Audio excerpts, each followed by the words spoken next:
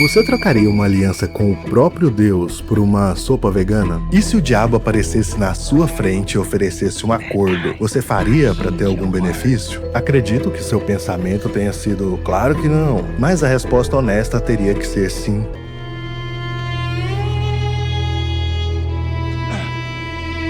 Mas calma, não tô dizendo que você fez isso. Vamos ver esses dois exemplos no vídeo de hoje e mais alguns para que você entenda o conceito de pacto. Mas a resposta ainda é sim, porque você pode não ter feito exatamente isso, mas creio que possa ter feito algo ainda pior. E eu disse para ter calma, porque além de te provar que tô dizendo a verdade, vou te ensinar a quebrar esse contrato maldito.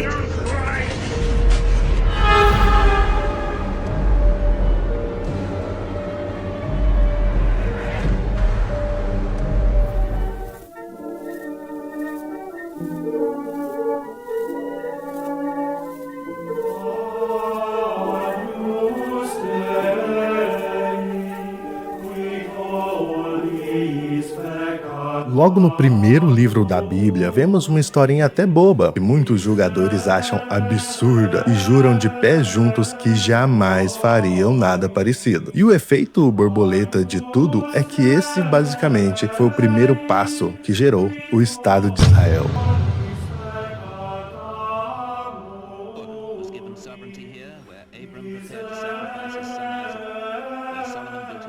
Em Gênesis 25, a partir do versículo 29, acompanhamos a história de dois irmãos, Jacó e Esaú, netos de Abraão. Sim, o famoso patriarca que se casou com a irmã. Mas essa parte é tema para outro vídeo. Voltando para nossa história, a Bíblia narra que Esaú era o filho mais velho, o primogênito, o herdeiro que receberia o dobro da herança, seria o guia espiritual da família, o chefe da tribo quando seu pai desvivesse e o sucessor que levaria adiante a aliança que Deus fez com seu avô Abraão e com seu pai, Isaque. Um dia, Esaú, voltando do trampo, cansadão, chegou em casa e viu que seu irmão Jacó, na malandragem, tinha acabado de fazer um caldeirão de sopa vegana. Então, Esaú pede um prato de comida pro irmão. Jacó respondeu: "Ô, meu maninho, na hora. Mas quem quer rir, tem que fazer rir. Que tal a gente trocar esse guisadinho delicioso no seu direito de primogenitura?" Esaú concordou e jurou de mindinho. Pacto feito. Perdeu literalmente uma nação inteira por um prato de guisado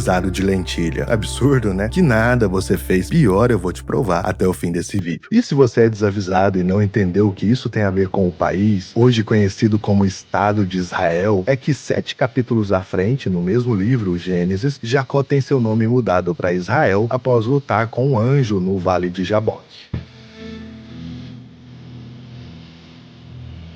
Em 1967, Mikhail Bulgakov, que era filho de um teólogo, lançou um livro chamado O Mestre e a Margarida. Mikhail nasceu em Kiev, que atualmente é a capital da Ucrânia, mas que na época ainda pertencia à União Soviética. Mas não leve isso em conta, Mikhail é conhecido como o menos soviético dos escritores soviéticos. Eu só te contei isso para você ter um contexto de local e situação social. A história se passa em Moscou, uma sociedade que na época era cheia de corrupção, vaidade, ganância e gente preocupada com status. Ainda bem que não temos nada disso no Brasil atualmente, né? Pois bem, de forma resumida, o personagem principal da trama é o diabo. Olha o demônio! Corre! É o diabo! Mas não ache que era aquele ser vermelho assustador, como nos filmes de terror, com chifres e sacudindo seu tridente enquanto dá gargalhadas sinistras. O nome disso é Exu. Não, nada disso. Ele se apresenta como o Woland, elegante, educado e quase simpático. Ele também não obriga ninguém a fazer nada. Ele não é um motoqueiro fantasma com sua corrente em chamas, que amarra as pessoas e as encara com o olhar da penitência. Não, não, não. Ele apenas tá lá, assistindo de camarote, cada um se revelando. Pessoas mentindo para subir na vida, pessoas traindo para levar vantagem, trocando seus princípios por status e fazendo todo tipo de absurdo para ganhar algo em troca, nem que seja atenção. E olha que nem existia tic-tac, nem live de NPC na Moscou da época. A parte perigosa é que não teve contrato assinado com sangue, pena de fazão, nem mesmo assinada com caneta azul. Não teve ritual, não teve que aceitar termos e condições antes de instalar. E por não ter nada disso, ninguém achava que havia feito um pacto. Mas aconteceu algo muito pior que todos tratam com naturalidade.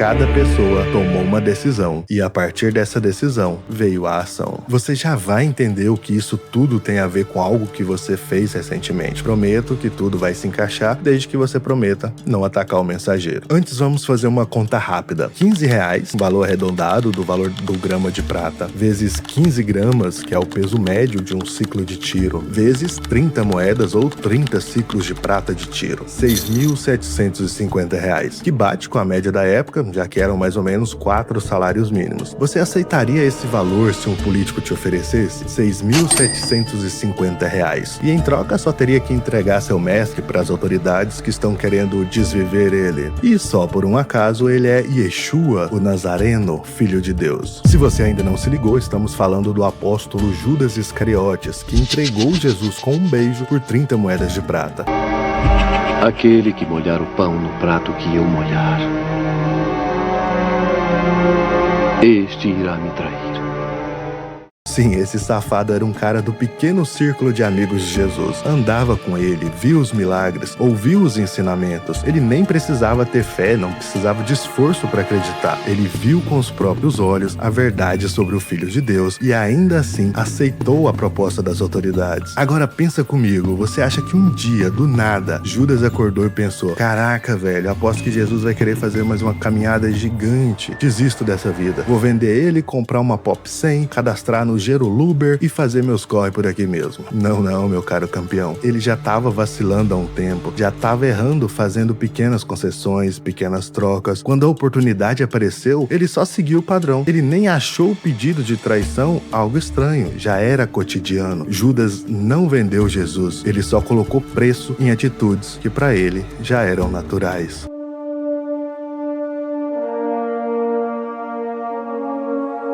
Se parar pra pensar, burro demais o Judas, né? Fez merda, viu que fez merda e acabou se desvivendo. Se fosse uma pessoa inteligente, como os outros 11, nada disso teria acontecido. Será? Vamos falar então do homem mais sábio que já existiu. Paulo Freire? Não. Mário Sérgio Cortella? Não. Então o outro Sérgio, o Serjão dos foguetes que dão ré? Também não. Igão do Podpah? Meio na dúvida, mas acho que não. Mas ele segue na disputa, tá competindo. Tamo competindo. Nenhum desses, pelo menos não de acordo com a Bíblia, que é nossa bússola aqui. O terceiro rei de Israel, Salomão, o herdeiro de Davi, não pediu riquezas a Deus, e sim sabedoria para governar a nação desde os seus 12 anos de idade. E mesmo sem pedir riqueza, entre outras fontes de renda, ele tinha as famosas minas do rei Salomão, uma operação de exploração de cobre no deserto de Negueb, e assim foi o homem mais sábio e mais rico de todos os tempos. Além disso, entre as parentes, nobres damas e princesas do reino de Israel, ele teve 700 esposas. Por enquanto tá tudo tranquilo. Não satisfeito com as 700 fiéis, ele resolveu que queria mais 300. O que sobra pro Beta? O que sobra? E foi aí que a coisa começou a dar B.O. Primeiro porque era uma desobediência direta de Deus, e principalmente porque algumas dessas 1000 mulheres não queriam só que ele bancasse o rodízio de sushi e idas ao shopping. Ele chegou a construir templos e altares para deuses estrangeiros, para que suas novas mulheres pudessem fazer suas orações e rituais. E se você pensou que as novinhas estrangeiras foram corrompendo o homem mais sábio da terra, cuidado, olha a lei da misoginia. Se descobrirem que você pensou, é cadeia. Em todo caso, não é culpa delas, a culpa é do próprio Salomão. Ele quem desobedeceu. Para começar, a maioria desses casamentos estrangeiros eram casamentos estratégicos, alianças políticas. Então, antes mesmo delas chegarem, ele foi tornando isso normal. E foi ele que, como rei de Israel, começou a aceitar costumes contrários ao que Deus pediu e ensinou. Não foi um dia no cartório e assinou um pacto, não baixou um PDF e assinou com um .gov. Foi um processo. Ele não jogou tudo pro alto de uma vez. Foi pouco a pouco fazendo trocas, fazendo concessões, normalizando o que não era para ser normal.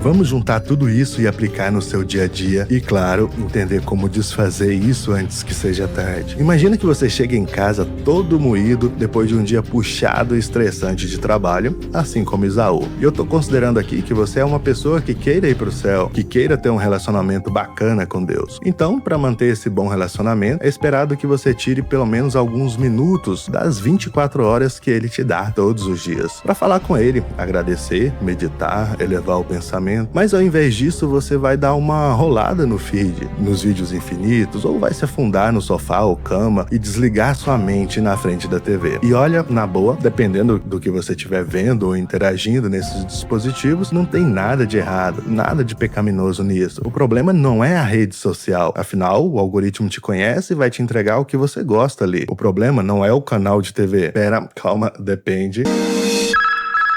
Em resumo, o problema está na troca idiota de umas gotas de dopamina por sua eternidade no paraíso. Não tem problema comer seu guisado de lentilhas, só não troque, só não substitua ele por sua herança eterna no paraíso. Vamos além. A troca de Esaú, em parte, foi por presentes divinos que era para ele usufruir na terra, em vida mesmo. Então, Deus te deu vários presentes na terra mesmo. Será que vale a pena trocar um tempo de qualidade com a sua esposa, marido, pai, mãe, filhos, amigos por uns pixels? Os seus acordos diários, as concessões que você faz te afastam de Deus. Aquela curtida na foto indevida, aquele vídeo que você não tem coragem de ver na frente da família, mas sozinho você assiste, aquela fofoca que você faz entre amigos. Tá, não preciso te dizer o que é certo ou errado. A Bíblia já faz isso. Eu só estou aqui para te alertar e te trazer para a realidade, porque você já tá achando rotineiro, normal, aceitar situações e às vezes participar de coisas que era para você abominar. E você acha que tá tudo bem porque as outras pessoas fazem isso? Você acha que não é do mal ou obra do cão porque você nunca assinou um contrato com ele, nunca fez um ritual? Não se engane, sua vida não vai entortar num estalar de dedos, é pouco a pouco. Lembre, Esaú não fez um ritual, as pessoas em Moscou não assinaram um contrato, Judas não começou com a traição, Salomão não se perdeu de vez, mas todos eles fizeram algo em comum, cederam, não deram valor ao que era mais valioso.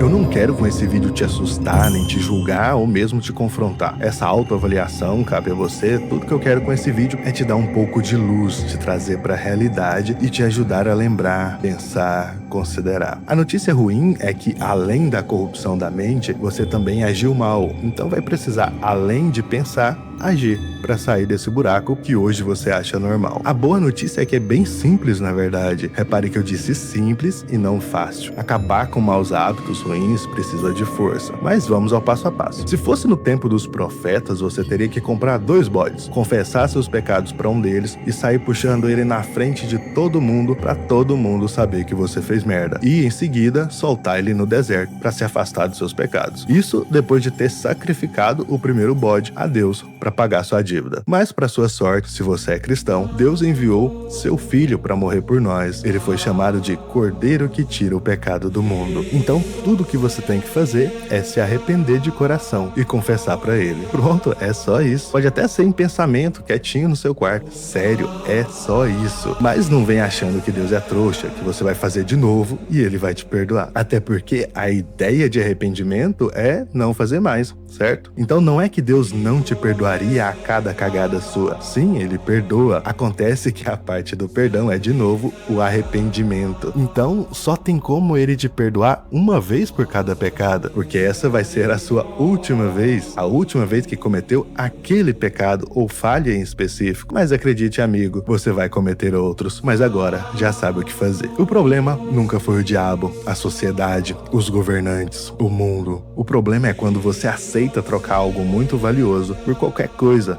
e acha isso normal. Se esse vídeo te fez pensar, então ele cumpriu seu papel. Se esse vídeo te deixou incomodado, melhor ainda. Sabia que você pode ajudar esse canal? Muito simples, basta se inscrever. E assim, com alguns segundos, você espalha a palavra sagrada. Seria muito bom saber sua opinião nos comentários. E se você assistiu até aqui, acredito que não vai embora sem deixar um like. Afinal, gratidão não tem como ser ruim. E isso nos ajuda demais. Espero te ver aqui novamente em breve. Que a paz esteja com vocês.